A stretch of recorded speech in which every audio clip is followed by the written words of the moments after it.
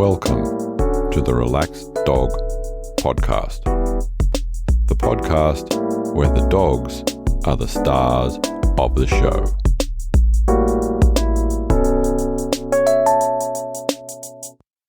Welcome to episode 24 of the Relaxed Dog Podcast, sponsored by relaxeddog.com. Thank you for listening. I am your host, Robert Ober, and I hope that you and your dog are well. This week is a big one.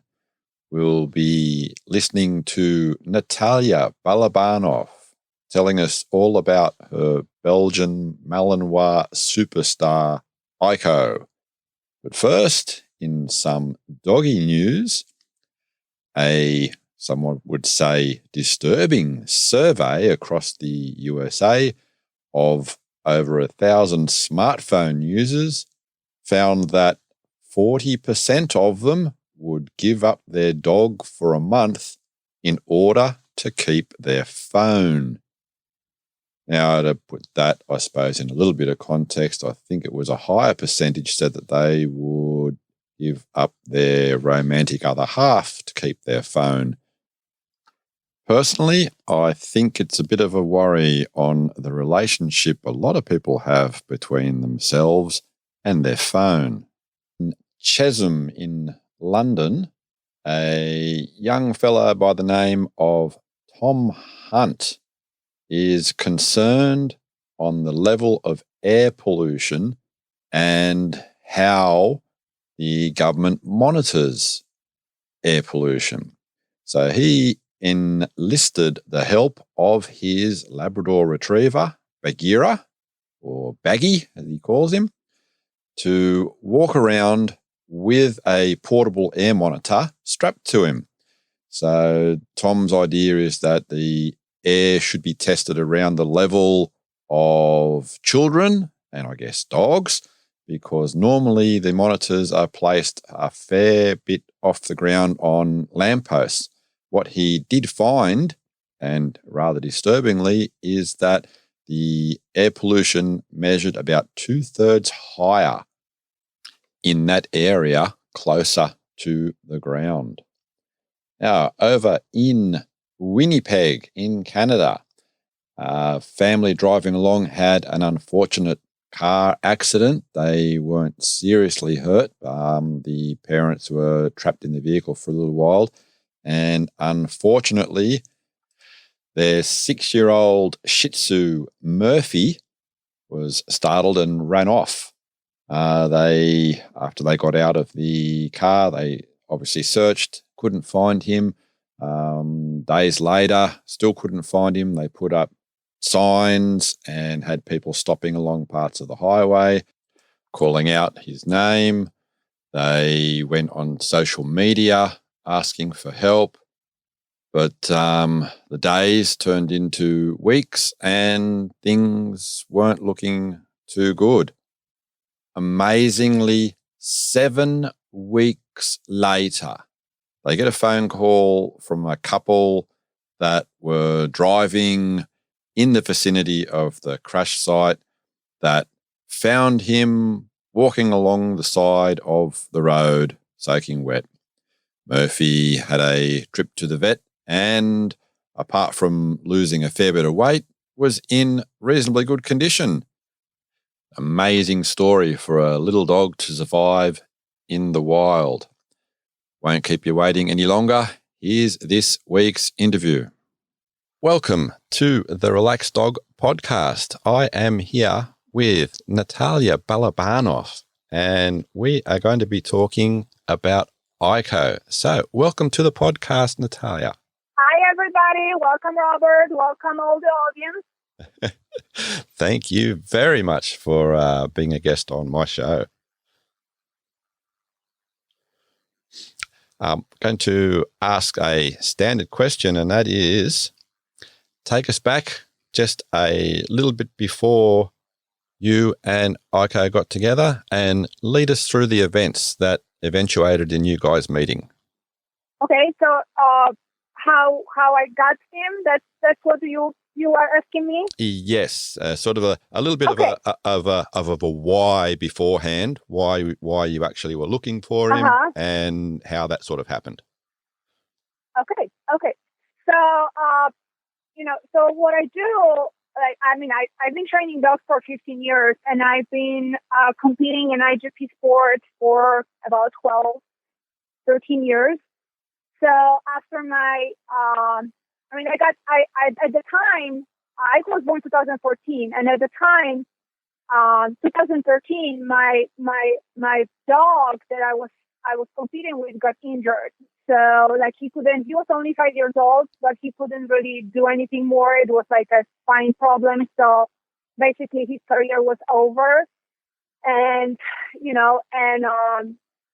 I almost for a year didn't have another dog. And I almost didn't know what to do with myself. It's like, I love that sport so much. I love working with dogs so much, love competing and all that, it's like, oh my gosh, like, and this breeding came across. I love the father. I love the matter. And I'm like, okay, this is just what's going to happen. Like, I want the puppy out of that breeding. So, I almost made that breeding. I almost like told, my husband, so like, hey, you got it, breed this dog because I want that puppy. Like I just somehow, knew that it's going to be a great breeding and it's going to be my next competition dog. So,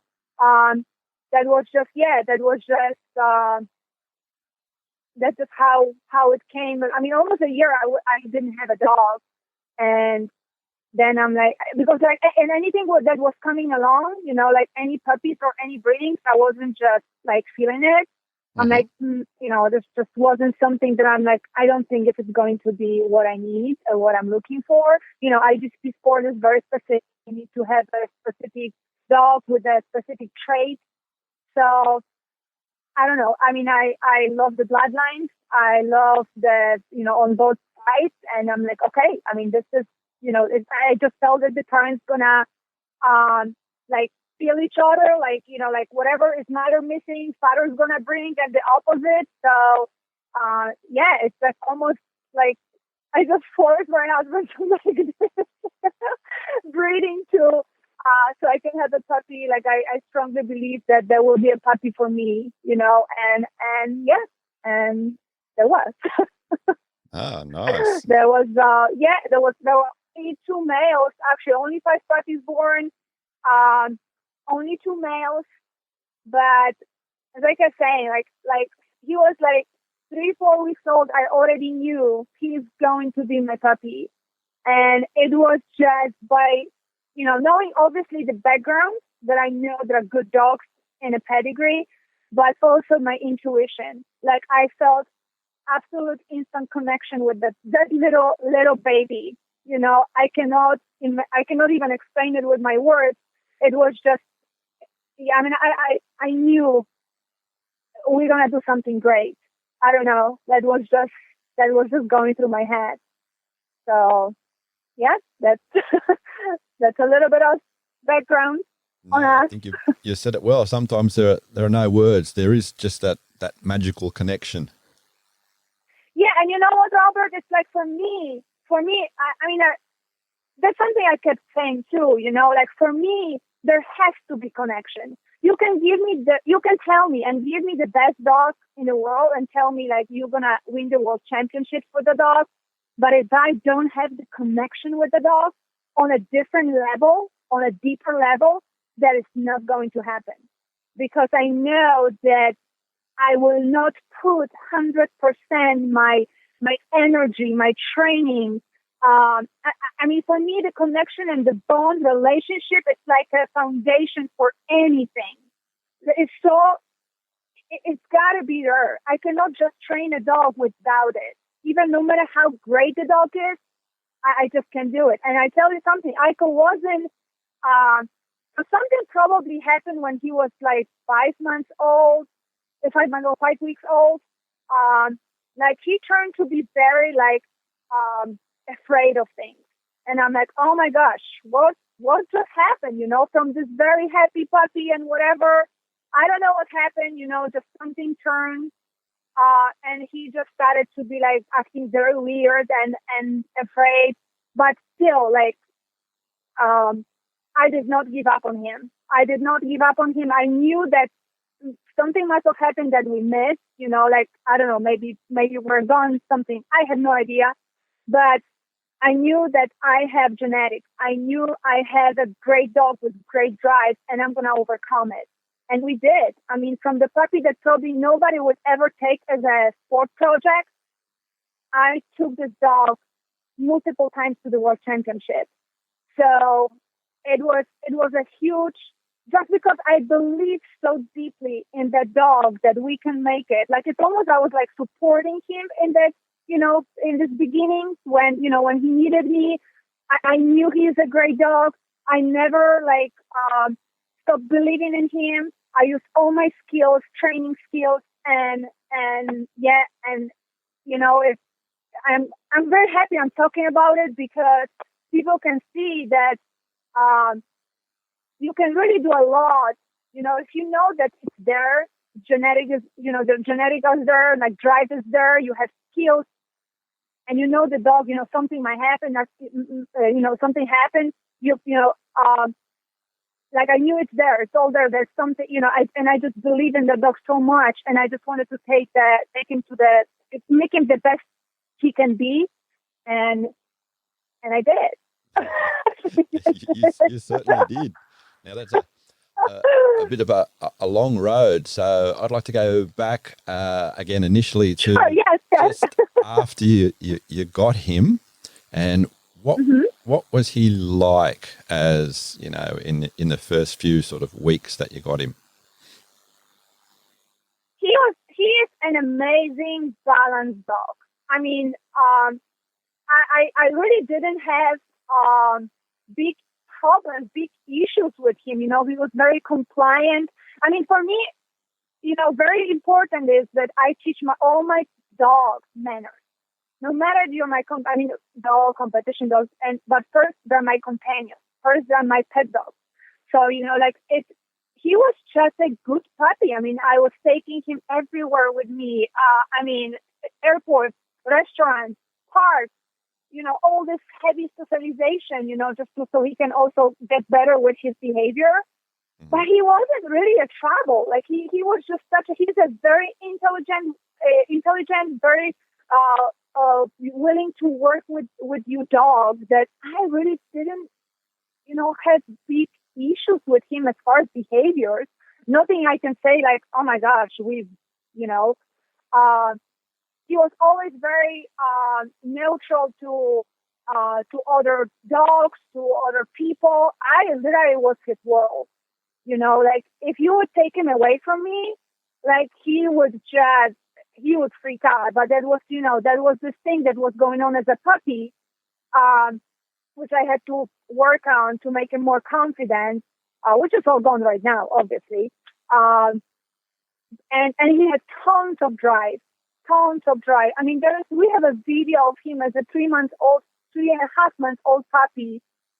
I mean, I think that the level of drive that he has, it also helped him to overcome all the fears, to play. And, I made him to play with other people also so he can feel better. So now he sees everybody as a playmate.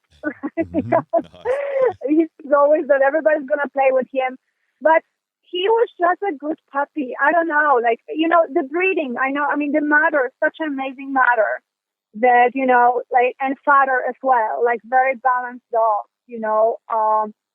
so they really, he was a perfect combination with extreme drive and a home.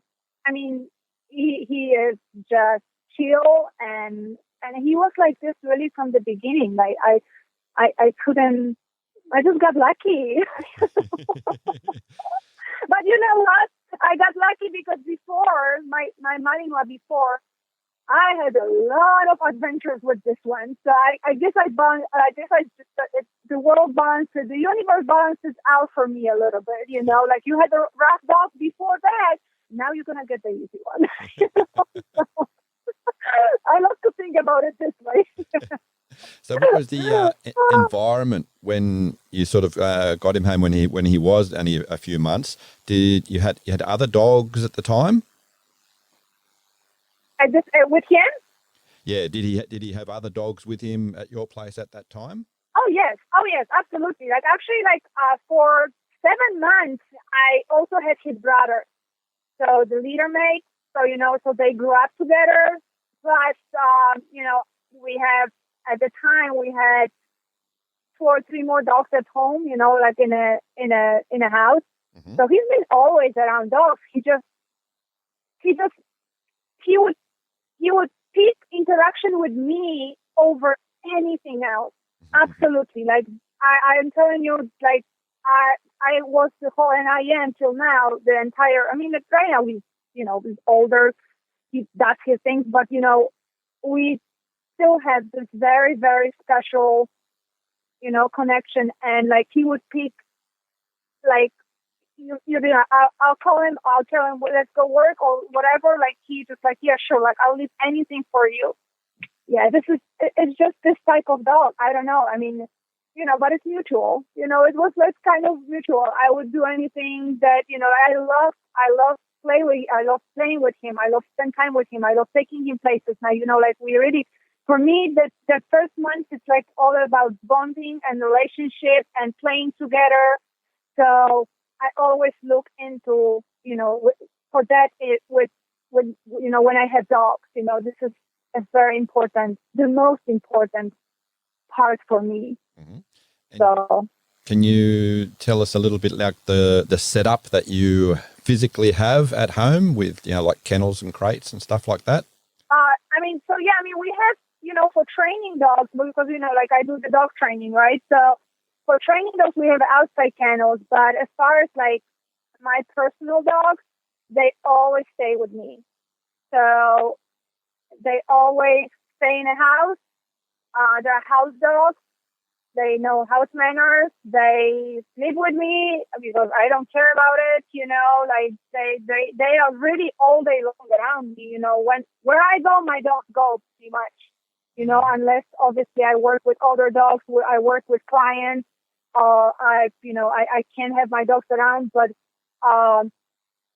even when I train other dogs like board and trains, like I use my dogs as a distraction, But yeah, at home, they just house dogs. He's a house dog. He knows the crate, but he is good. He doesn't have to, and he's always been good. So I didn't have to like crate in. We sometimes crate other, we have 5 in a house. So, like sometimes we have to put some of them in a crate, and then Aiko and my other female Mia, they stay together in my room, and like no crate, no nothing.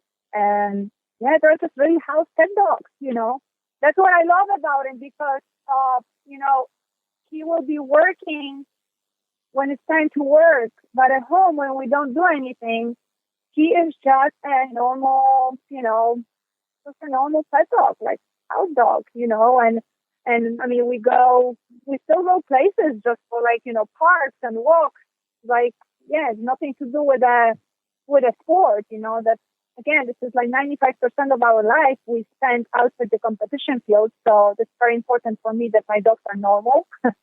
And that's so nice to hear you reaffirm that. A lot of people, I think, have that misconception that if you have a ultra high drive, competitive dog, that there's some sort of separation between that and having a house dog or a dog as a pet or a companion. Yes. You know what? I actually lately was posting something on social media about it, just to make people aware that you do not have to do that and you should not do that. You're not going to ever have a really real bond with your dog if you're going to, that's what people do. They just crate them, take them, not everybody, obviously, but there's still a lot of people that have this old way of thinking that sport dogs, like to keep their drive, they need to spend pretty much besides the training, they need to be in a crate. So, they're ready for training whenever it's time for training, or they need to like work for their meals, or, this is absolutely, like, this is absurd for me, absolutely crazy. Like, I never would never ever do it to my dogs, because those are my companions for life. They live with me. I love being around them. And if you have a right dog, and you actually, like, you bond better, you have a better relationship, which is going to make a better training, because this dog's gonna be just so connected with you, like, and on a daily basis you have to train that dog, like, hey, don't, counter serve, don't stop barking when I tell you to bark, or, like, don't chase things. It's just a normal life training that they need to know, besides, your sport specific training. But yeah, I mean, this is absolutely, I wish, like, I can really spread the word more that you do not need that. This is absolutely not necessary. If you need to do it, there's something wrong going on. You're either like limited as far as the trainer skills, or you have not understand. You don't understand, like, the dogs, animals. Like, there are like tough animals. Like we can't just separate them from us and thinking that, oh, then we're going to come back, we're going to train, and I don't know, like, I just can't do it. It's, for me, not absolutely the way of having a dog. Like, I would quit sooner, I would quit the sport if I would have to do this. Then I wouldn't be just training dogs. I wouldn't be just doing sport. That for me, that's just not right, to do. Absolutely. And it's so nice to hear you say that basically the professional performance career you would leave over the bond with Aiko. Yes, I mean, that's, again, like, I spent first month on building that bond. There is nothing. I do little training for about 5 months. I start, like, a more serious training, more formal training when they're like 7, 8 months old. And before that, all we do is we are playing. Yeah, we may teach them, like, basic commands, or, like, come to me because I need that, right? I need them to know to come to me when I ask them. We go places. We meet people. I take them in a different, environment, just so they're not reactive. They see the world. They're normal dogs. That's what I do for first 5 months, So what were Aiko's favorite games when he was young? So he loves to, the two games that we really have, it's the fetch and tag of war.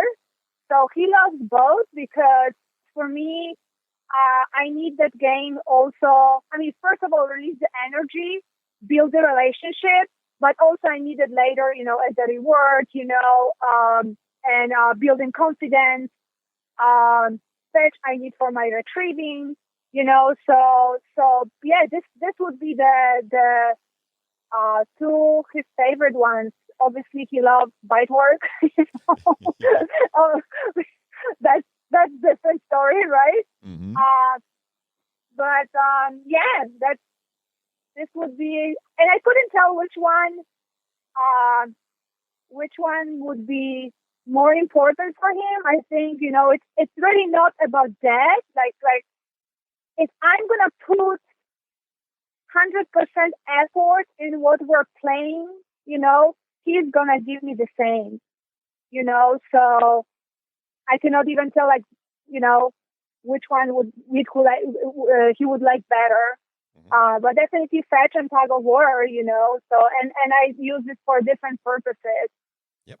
But, through play, obviously, this is how you build the relationship with your dog. Play is so important. At first, I would just play with my dogs, and before I'm going to start incorporating any training, so, but, he's asked for anything. And he will play with anything, for him, it doesn't matter.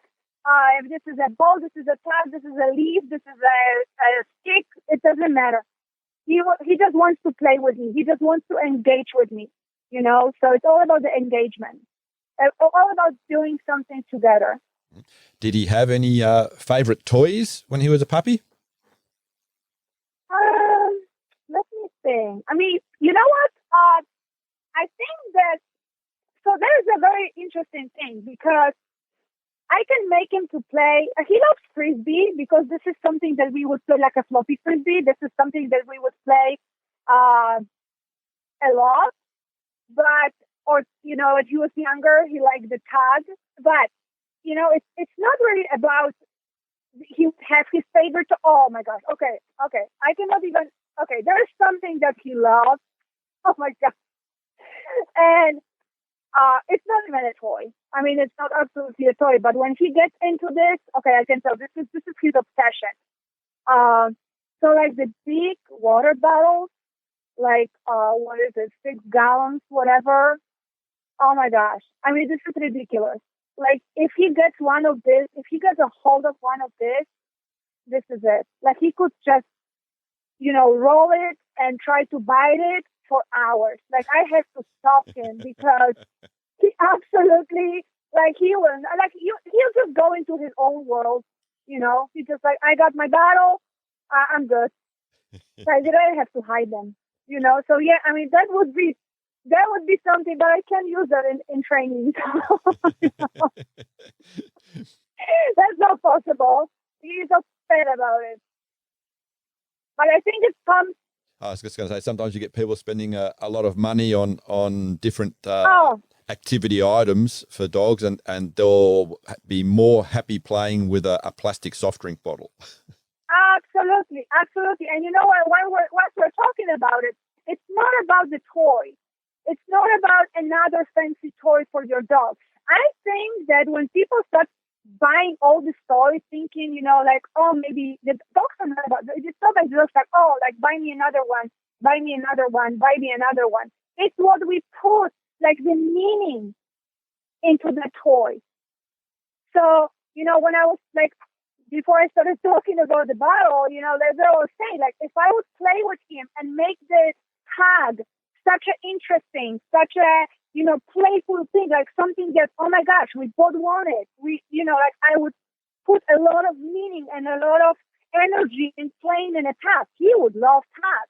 I would switch to the frisbee and I would put the same meaning and energy into the frisbee. And, this game would be just like something amazing. He would love the frisbee. I would get the toy, like the ball on the string, and we would play the ball on the string, and I would do the same thing, engaging with him and playing just like dogs playing, right? I mean, running around, having fun, and he would love the ball. He would do that with anything that I would have. It's just all about putting the meaning into the toy. If you're just thinking that you're going to buy another toy from the pet store, and you're going to toss it to your dog, but you're not going to actually do anything with your dog, with that toy, don't expect that, like it's going to mean something. The dog will love the toy that you're going to play with him the most. And you're going to actually like engage with, with the dog, with that toy. Absolutely. So, and it's really not about, we will grab anything, anything, a stick, and we can have and do our 10 minutes performance IGP, obedience for stick, so it doesn't really matter. We just like, it's all about having fun and really being 100% in the moment with your dog as you're playing. And, the problem is that people are they don't know how to show emotions. I love that I'm probably better with showing emotions and feeling with the dogs and humans. So like when you see me on the field training, it's like I'm gonna call it circus because I am like a little kid just having tons of fun with my dog. We're running, we're like, I'm praising him high pitch, and we're really truly having fun. And he feeds off of me. I believe in the dog's energy. The energy. They know when you're not having fun. They know when you're not enjoying the play. You can't fake it with the dogs, So if you're just thinking like, oh yeah, I'm gonna give you another fancy $100 toy, and I'm gonna like move it a couple times, and you're gonna be happy. No, it's not gonna happen. No, absolutely not.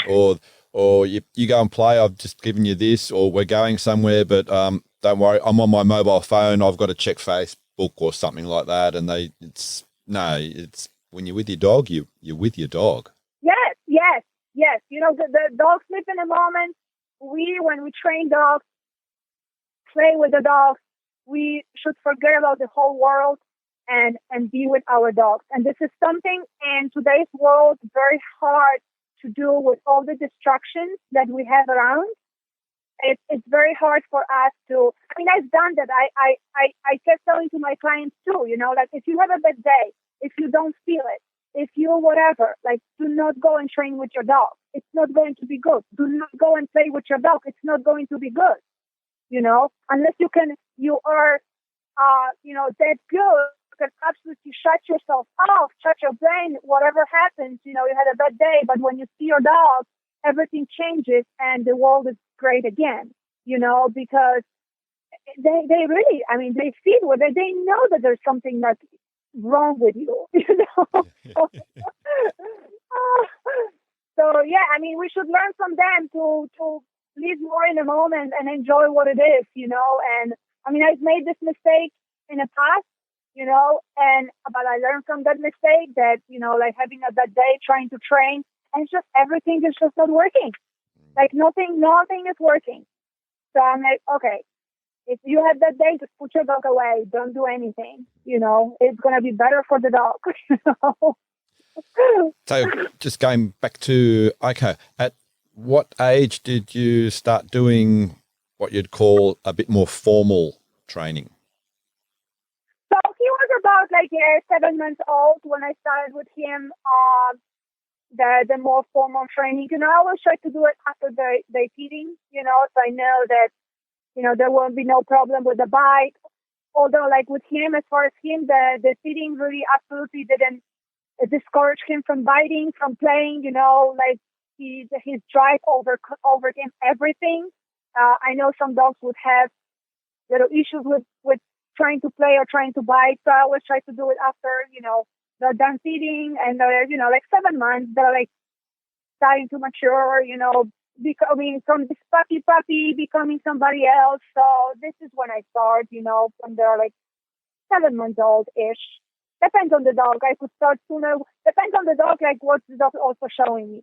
Some dogs may not be ready when they're 10 months old, you know, so, but yeah, by 7 months, when I start formal training, I have such a great relationship that all what's going to happen after that is going to be just success, you know? So, because training, it's just training. It's just my set of skills, right? So, if I don't have a bone, I mean, no matter how, you know, what kind of set of skill I have, I wouldn't enjoy even the training. So, but 7 months. Obviously, Aiko enjoyed the bite work component. Oh, yes. Oh, yes. That's for working dogs. That's something that they enjoy till the last moment of their life. I mean, the bite words just mean oh yeah, we're gonna, you know, challenge that guy. I mean, he loves it. He loves it. His eyes just get a little spark. He's the helper. He's the helper. So. Ever have too many problems trying to get him to have a good out? No, absolutely not. So that's another thing, you know. I taught him as he was 5 months old. I have one session on out command. You just got to know what you're doing, you know. And I have one session at 5 months old. I put it as my goal. Today I'm going to teach you out. And we have one session. And since then, we have perfect out. Never had a problem with out. It's the way you teach. It's the way you show him about the reward, that it's not a fight. It's actually if you're going to do it, there will be more play, more reward. So, you know, it's just that mindset that you're putting in, you know, you teach the dog that when he's going to out the toy, let go of the toy, it's not the end of the world. It's actually just an interruption to more play. Yeah, so if your dog has that mindset, you're never going to have an issue with out. But, yeah, that's what I'm telling you. 5 months old, one session done. Never, ever had a problem with out. And he's going to be he's 6.5 years old at this point. So, yep. Oh, nice. I suppose we should mention, so Aiko is specifically for competing in IGP. Yes.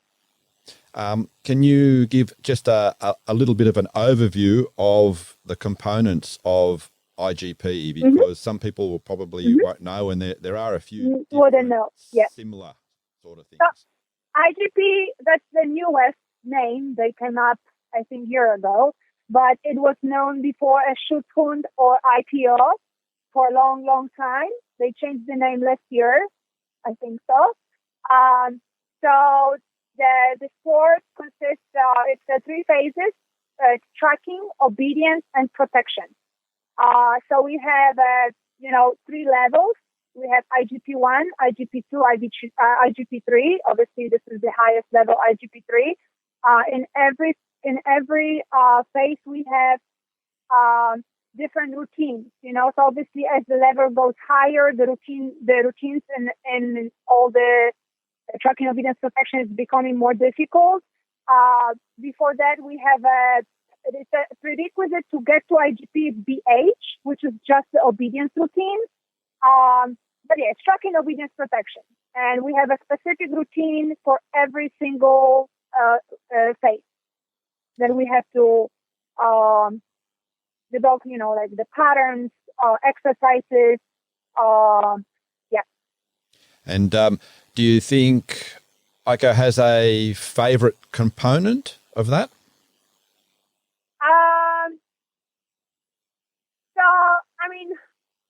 Favorite one. He is definitely an obedience dog. That, you know what? I love obedience. I tell you this. So I love obedience and I love tracking. Protection, I love too, but I need somebody else to help me, with that to a certain point. But he loves protection, obviously. He loves bite work. He loves obedience. That is definitely, he is an obedience dog. Like, his obedience is, I don't know, he was just born for it. Tracking probably would be the least. But, I actually never thought he's going to track as great as he does. But again, it's the training, right? So, I put a lot of hours. He's a great tracking dog right now. He's a great obedience dog. He doesn't have in protection, it would be hours. There's always, I always say to people that in 3 phases, your dog is going to be always,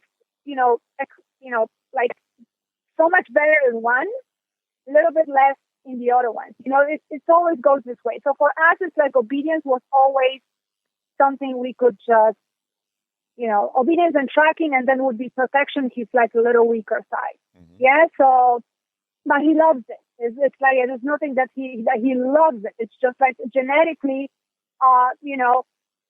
he's on the other side.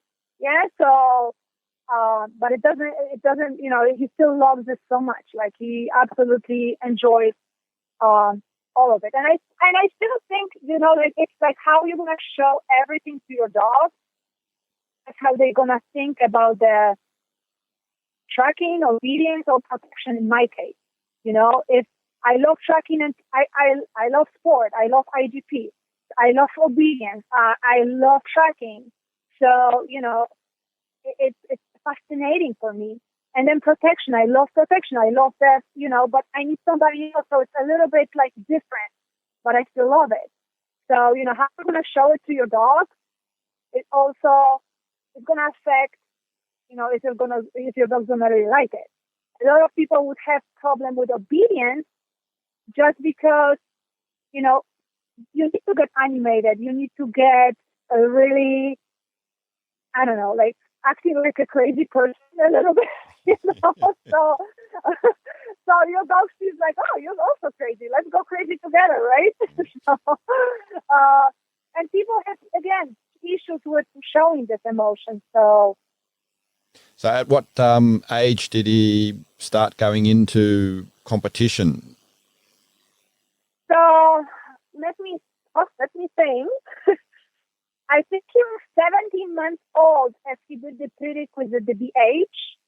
Then I want to say he was 20 months old when he did his IGP1. And, 20, whew. Then at 2 years old, he did IGP2, something like that. And at 3 years old, he went for his IGP3 to his first nationals. So by 3 years old, we were aiming for the highest level of IGP at nationals, which is for me, that's what I do. I just have this system that I always do my IGP3. I mean, I always train from the beginning. When I start the dog, my goal is like, I don't train for BA, IGP1, IGP2. I train for World Championship immediately. That's my mindset. So when I get that puppy and I start training, my goal is like, I'm training this puppy for the World Championship. So, and I have the system that when I finish IGP2, IGP3 is always at the nationals. That's just how I do. And it's something individual with everybody, but for me, that's what I do. So he started like 17 months. He was for the prerequisite, and then I think 20 months he did first IGP1. Did he get those titles at each time you attempted, or did he have some failures when you were going to title him for those ones? Yeah, he would have little mistakes, like when you go first for IGP1, it's like, for me, it's a test. It's a test for me because I'm putting all the phases together, and now I have to see, how we all going to handle, like me and him, how we're going to handle the trial picture. Yeah, so it's always a test for me. He had a little mistake, but those mistakes didn't stop us. Like, we always been very high scores and very good or excellent, between 92, 93 to 98, which is 100 is the most. So we've been always at the top. I am overachiever. I am perfectionist. So it's always like I learned from this mistake. And if there was anything that I had to fix after first competition, I took my time to fix it, to make sure that my dog doesn't remember this mistake. So, yes, there's always little things, and always after every performance, I go back, I watch my videos many, many times, and I'm trying to pick up, why this mistake happened, or think about what happened in my training that it didn't work out. And I'm working on this. I'm working to the next one till we're ready, till I know that he's going to make it. I don't push my dogs into the next competition, into the next title. I got to make sure that whatever happens, I have to have it fixed, and then I can go again. Mm-hmm. And how does Aiko travel with you to the different events? We've been all over the world, so if it's here in the States,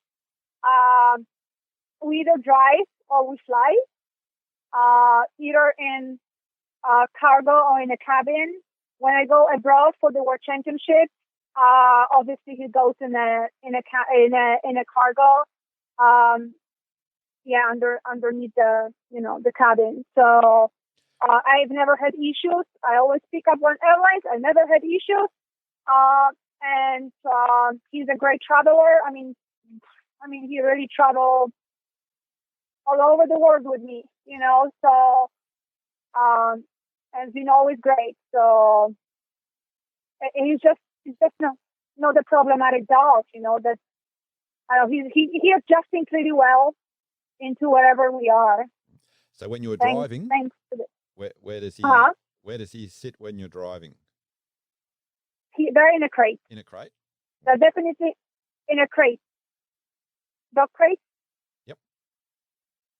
Yes. That's, for me, there's no other way to travel with my dog. Plus, I have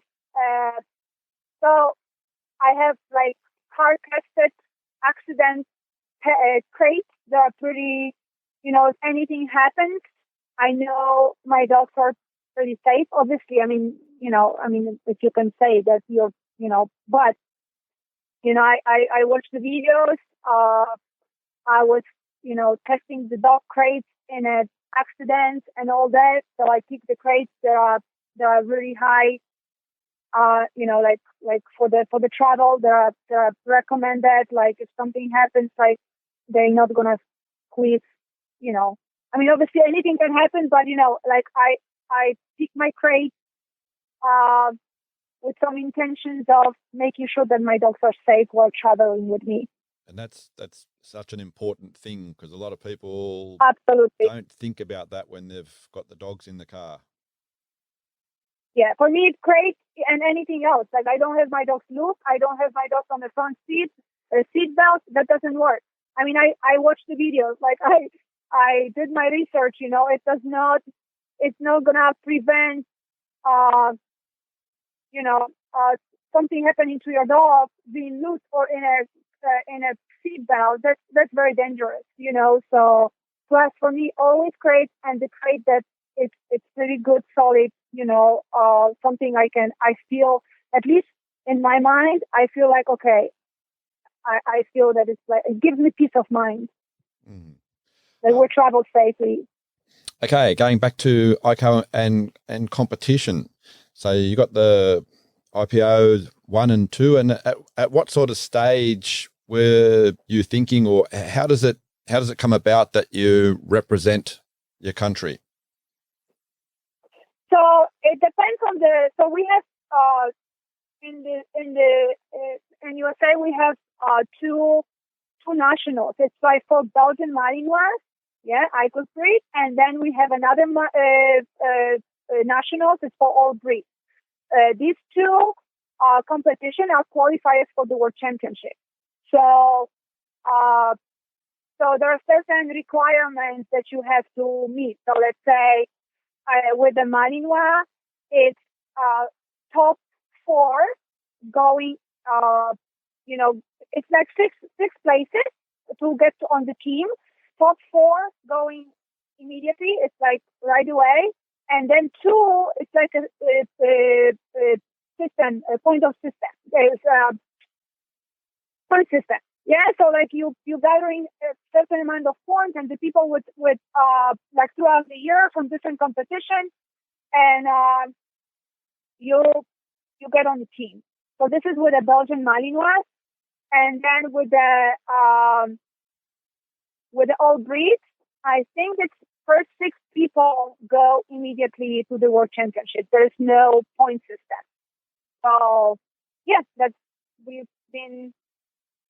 how we got her to the.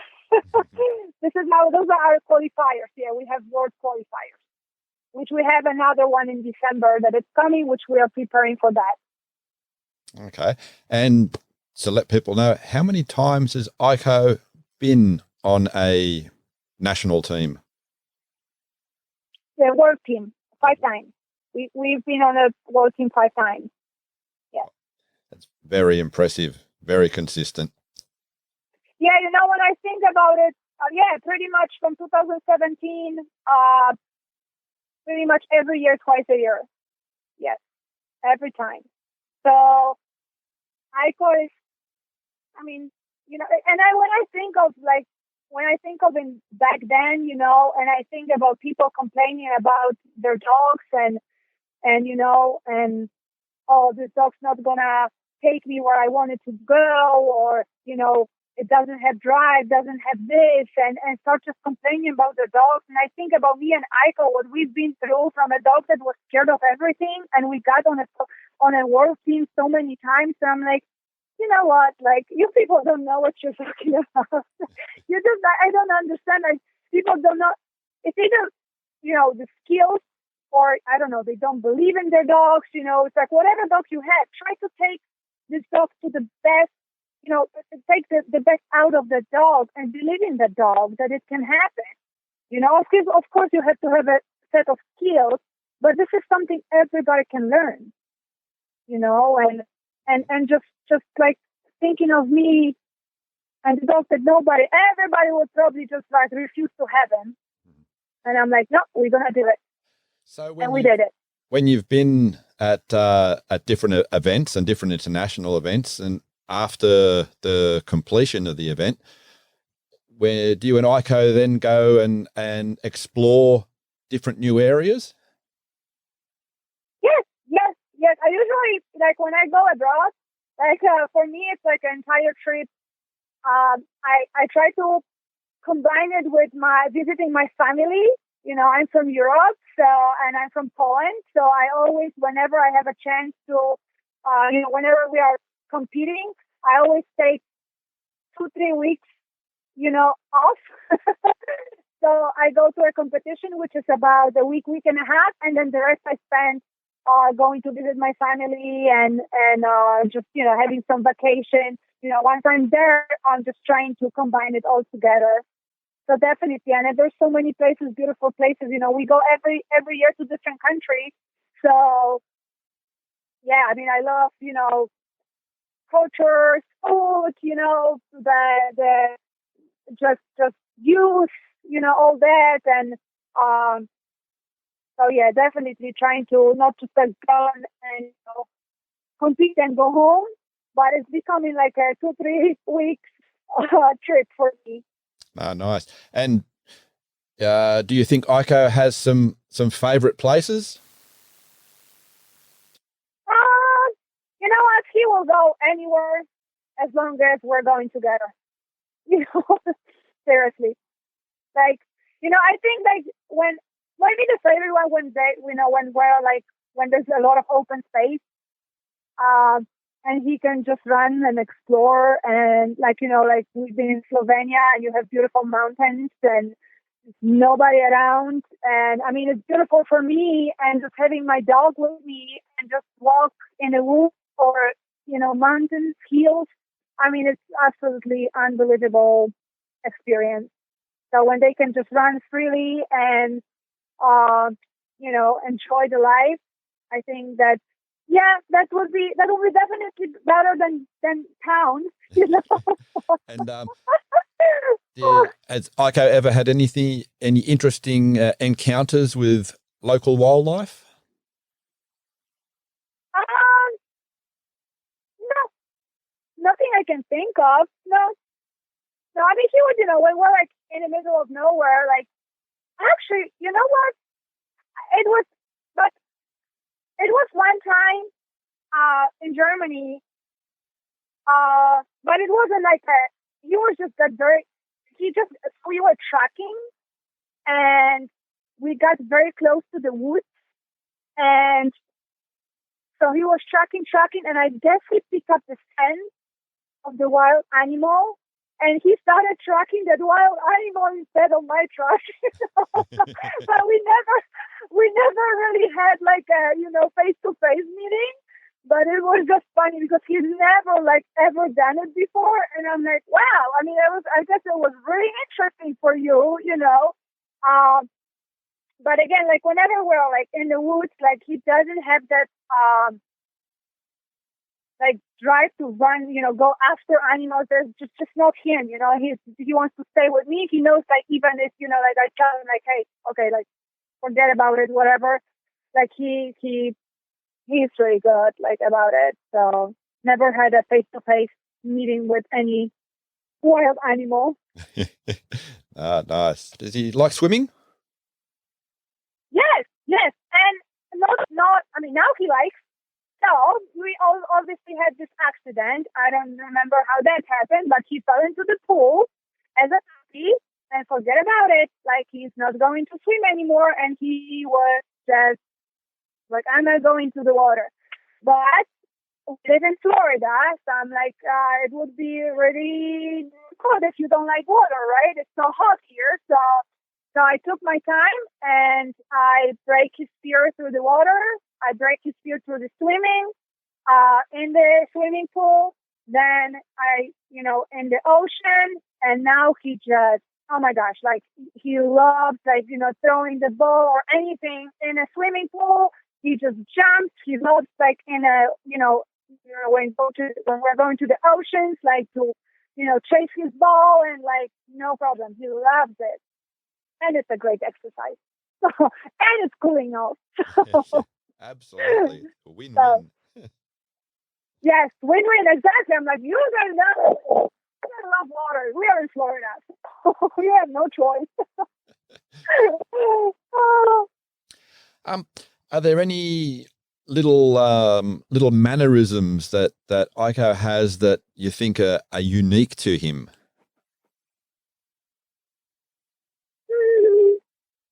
I mean, for me, he's all unique. Yeah, sorry, that's true. He is.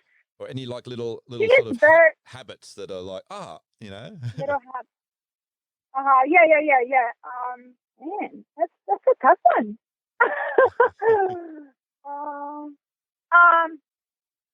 I don't I cannot think of anything, but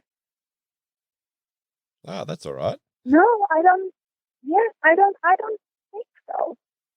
I cannot think of anything right now. Sorry, I cannot think. So, what sort of diet has Aiko had? Has that been consistent throughout his life? So, yes, I keep him on keto and a raw diet. So, I mix it up. So yeah, I mean, since he's my competition dog, I mean, I really pay attention to the quality of food. So my kibble, like, it's a high quality, absolutely. I used to have him on something else, and then I changed it. And since 2015, I keep all my dogs on the same food, very high quality food, not your pet store food, that's for sure. So, and then I mix it with a raw food. I give him vegetables. I give him plain yogurt. I have supplements, obviously, like joint supplements. I'm a little crazy about all that stuff, because for me, my dogs are athletes. So there are different things that I do, but yeah, there would be like raw eggs, veggies, plain yogurt, or cottage cheese, plus kibble, because I try to keep that options, because when we travel, I cannot always go into the raw meat. So I like to keep that option that I can switch it. But then I still I can get veggie, and I can get raw egg and plain yogurt everywhere, right? And I keep him on a joint supplement that's like his daily stuff. And then I have supplements that I give him so like month before competition, while we're in the preparation mode. There is a bunch of supplements that he gets extra, just to improve his performance. So yeah, so there's just a couple more that he gets only a month before competition, and then when it's over, I mean, I stop everything and I just go back to our normal diet, and I mean, I never had problem with him. I mean, we don't go to the vet besides our obviously annual checkup, and he's healthy.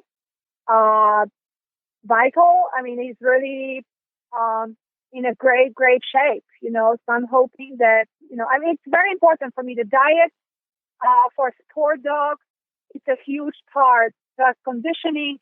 We've got to treat them as an athlete. Yeah. Absolutely. So sometimes I just laugh that my dog is better than me. So Has Aiko ever had to go to the vet for any issues?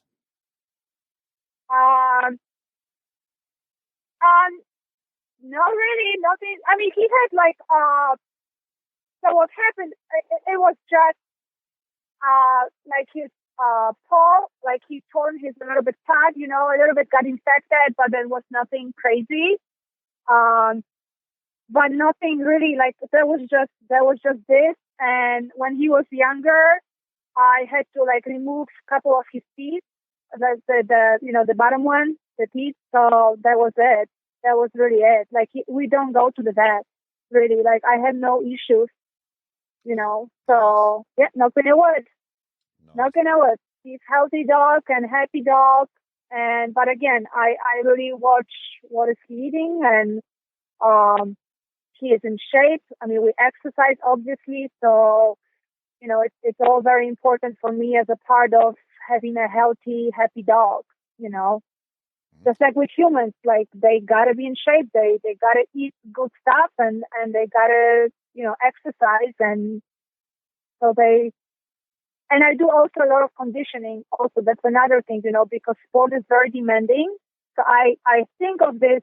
I mean, I thought of it a long time ago, because the diet, training, conditioning.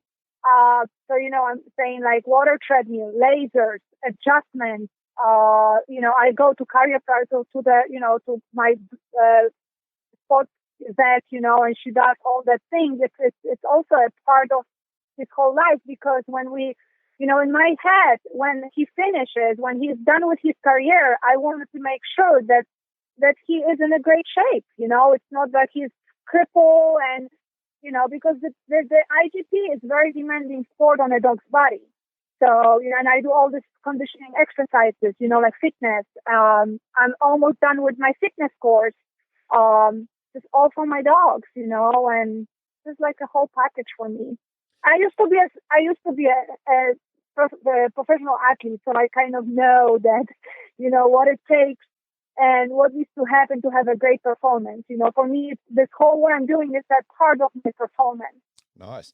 So, Peak performance. Yeah. so with Aiko and his say strength and conditioning, has he got is he a reasonably balanced dog, or do you find that you have to work on a couple of different areas like his weak points? Yes, I have to. Yes. So for him, it's the rear end. It's his back legs. This is something that it's a weaker point for him. So I have to work on this more than anything else. Obviously, like in our sport, working on the core and neck and jaw is very important. But for me, it's an extra work on his hind legs, which I do. Oh yeah, like I do treadmill also with my dogs, like a regular treadmill without not the water. Besides the water, like the regular treadmill. So I have like a band on his legs, and I put it so he can work it, get more muscles and work it more, get more strength into this. Yeah. Very nice. Question I ask all my guests, and it's probably going to be a hard one for you. I can't believe my dog ate. Oh, yeah. With Aiko would be tough. Okay, he has this thing. Oh, okay. Yeah, he has this thing. It would be more my female, but the Aiko is this type of dog that, you know, sometimes he wouldn't touch even, like he would not eat something that, like he's not that type of dog. Like like he has a little bit of, he's very picky. So it's like he really not gonna touch anything that it's like out of his menu, out of his regular menu. Um, so I mean, yes, I mean he's really like, I know. I wish I could like. Aiko is one of these dogs that he would be like, any dog would eat anything. Aiko is like, no, I am too good for this. I'm not gonna eat this. No, you got. He is just, yeah, and he gets this face. He's like, nah. It's like you would see like people making faces about like, nah, I don't like it. Like you can see his face, like I'm not gonna touch it. Like you're kidding me. Like you just give me my regular food. Like whatever we're feeding, whatever we're eating, like I'll just eat that. So yeah, I was very special about it. Okay. Yeah. What's oh, okay. What is about? Huh? Does he have anything special that he wants to roll in? Oh yes. Oh my gosh, yes. Okay, there was it. There was frogs, any dead animals, like any dead little insects. So frogs, something that is very stinky. Oh my gosh. And a poop. Yes, unfortunately. So, That's all right. oh yes, yes, this would be something I'm like, oh my gosh, yes, I gotta like, I mean, he hasn't done it in a long, long time, like, um, but anything that would be like a dead frog, dead snake, something that is like laying and it's, he would love to wrap himself in this thing. Yes. Hmm. Yeah, yeah, yeah. Not good. So you mentioned snakes. Has he ever had any come across a live one? Ever what? Have you ever come across a live snake where you are? No, no, no. I mean, as far as with my dogs, no, no. But like sometimes somebody run over the snake, or like so that is. But I mean, we have them here, like, but we wouldn't. I mean, unless like I didn't see it, but not really. I mean, we have them, obviously we have them here in Florida, but I haven't seen them for a long time. I guess I don't know, like there's so much commotion here that they kind of stay away. Yeah, no, that's good. Yes, yes, yes. Because, but it's really not that crazy. Like I haven't seen a snake in, oh my gosh, I can't remember when. So, and it's good because I don't want to see them. No, no one does. So, no one wants to see them, right? You guys know something about it, right? So do you think the current sort of climate in the world with COVID, how much of an impact does that have on, say, Aiko's lifestyle and preparation for events? Yeah, I mean, everything this year was really canceled. Any competition. I mean, there was something going on, like once in a while lately, and we supposed to have like usually like at this time of the year, like we would have another like world championships that obviously canceled. We would have in October our Malinois World Qualifier that has been canceled. So we have, December. They moved it to December. So that's what I'm focusing on, and it's less. It's definitely less. Every day I have a young dog coming, female, and there's not much going on. So yeah, it's been different this year And with everything. are there any sort of like local sort of events or things that you guys go to? So I do only local events when I have a dog. So like Aiko, I will not go to any local events anymore. Like for me, the goal is, I don't want to compete so much. He's a very experienced dog. So all for me, once I start competing, so when he started competing at 3 years old for the nationals, for me, from this point on, the only competition I want to really compete is the nationals and the world championship. I don't need any more, because the more they compete, the more they just realize that, oh, this is a competition, like, and I don't want to put them, it's such a lot of work, so it's a lot of demand again on the body. But we do have a local competition. So, when I have a dog, like my female that's coming, like I need to do the club trial around here to title her. So then I go to this, and I put the titles. And then when she's going to be ready for IGP3, then we go to nationals. And then it's only for me in my head, it's only nationals and the world championships. I don't want to put so many competition on my dogs. Do you and Aiko have a lot of interaction, say, with local dogs around your area? You mean like outside the competition field, or just normal everyday life? I mean, we have so many dogs here on the property, like all the dogs in training that I get. And, like, as I said, like I'm using them for my distractions and they're so good, so, so they help me with my training dogs a lot, just to being around and teaching them the right behaviors and, or helping me with any, difficult dogs, like with some dog to dog aggression, and I'm working on this. So, like they're great dogs because I know he will never react, like, so. And then when we have some, nice dogs, I'll let them to play. And so yeah, like the most with the dogs that I have in training. Yeah. Nice. And can you let sort of people know when you say your property, very, very briefly, the size of the property, and with your business, roughly how many dogs on average would there be around?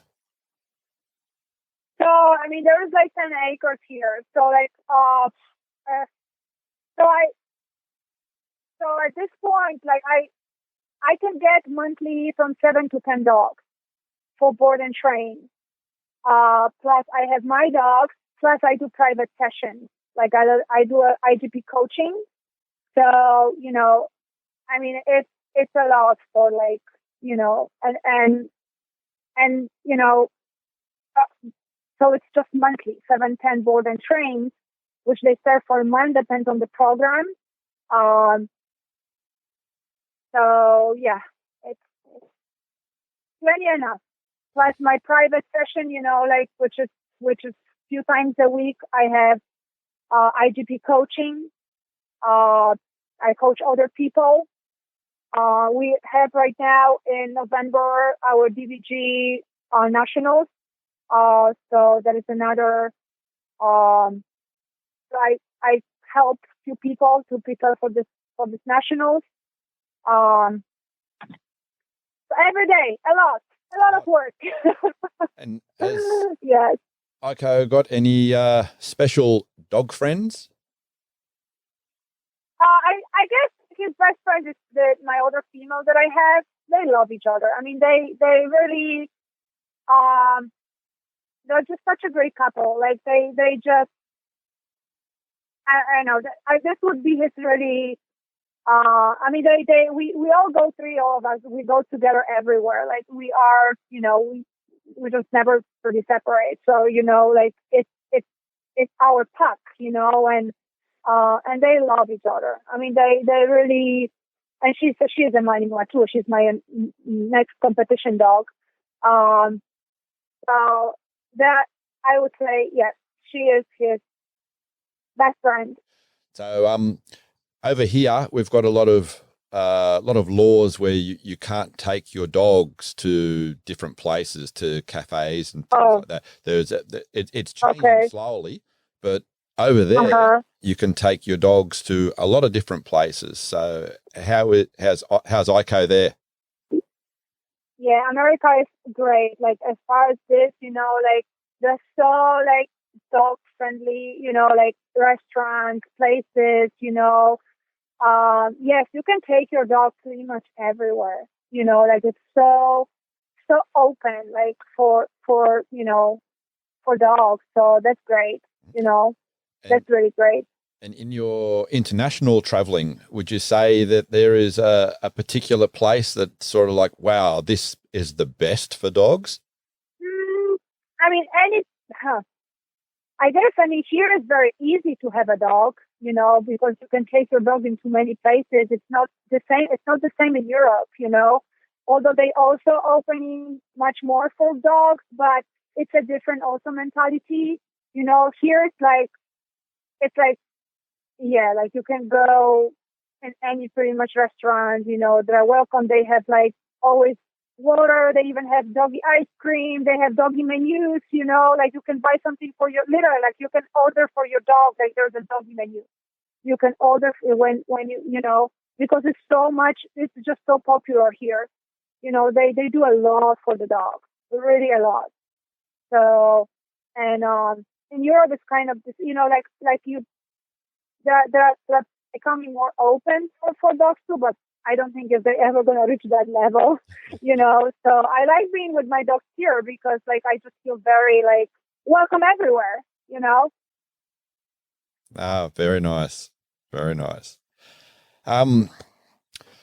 Is there, I don't want to sort of like keep you too long. Is there any other things that are coming to mind about Aiko, like special moments or special adventures that you can think of? I mean, he's been with me, through all these years. This dog's just been with me everywhere. Mia, my other female is younger, so, like, Aiko's been there with me literally like everywhere. You know, it was like my absolutely like travel companion for everything. And we've done and we visited so many countries and we've done so many great things, you know. I mean, like all these memories that I have about him and about all these years together, like they're so amazing. You know, this dog been through so much with me, you know.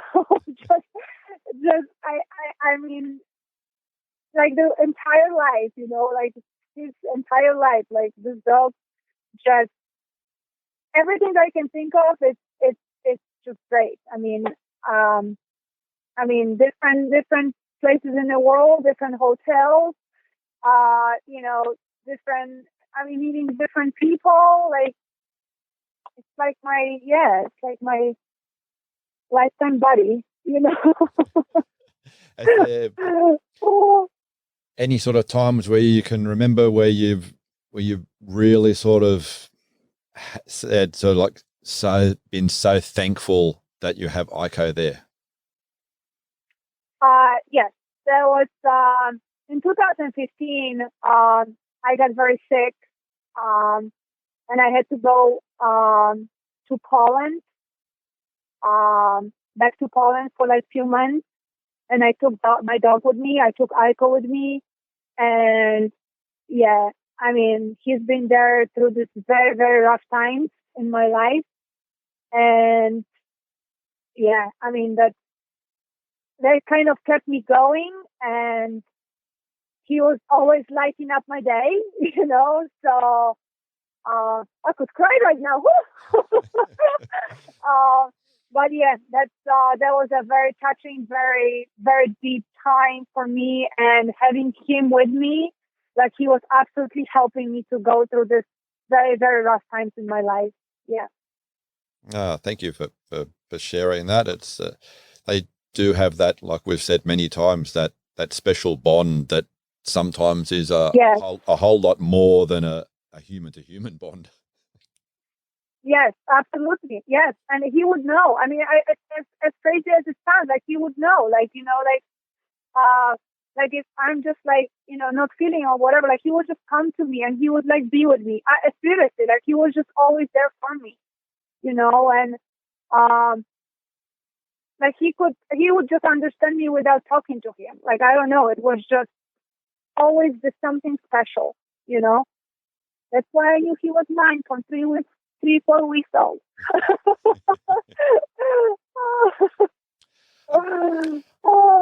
I was going to ask earlier, with a lot of the international travel, is there a lot of like quarantine time that different countries sort of like have to impose on that?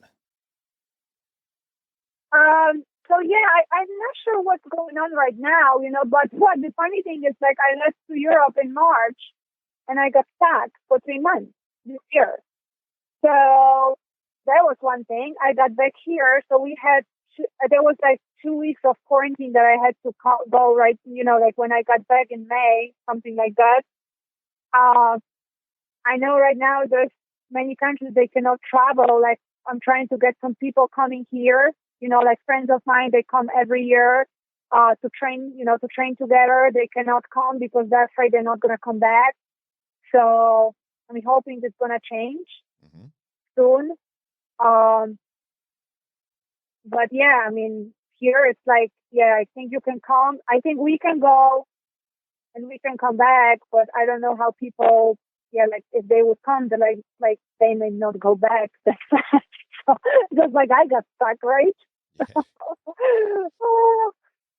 Yeah. I'm just like, I'm not trying not to, you know, there's no traveling for me right now, so I don't think about it till like world comes down a little bit with that. I don't want to get stuck again somewhere for so long. Well, thank you very, very, very much for taking the time. You're very welcome. It was very nice talking to you. I really appreciate you taking the time and sharing all about a magnificent dog, Aiko. Thank you. Thank you. I love him so much. Thank you very much for listening. I hope that you enjoyed the show. If you did, why not tell a friend? It would be great to have a conversation on some of the awesome dogs that have been featured on this show. Until next week, stay safe and remember, your dog is family.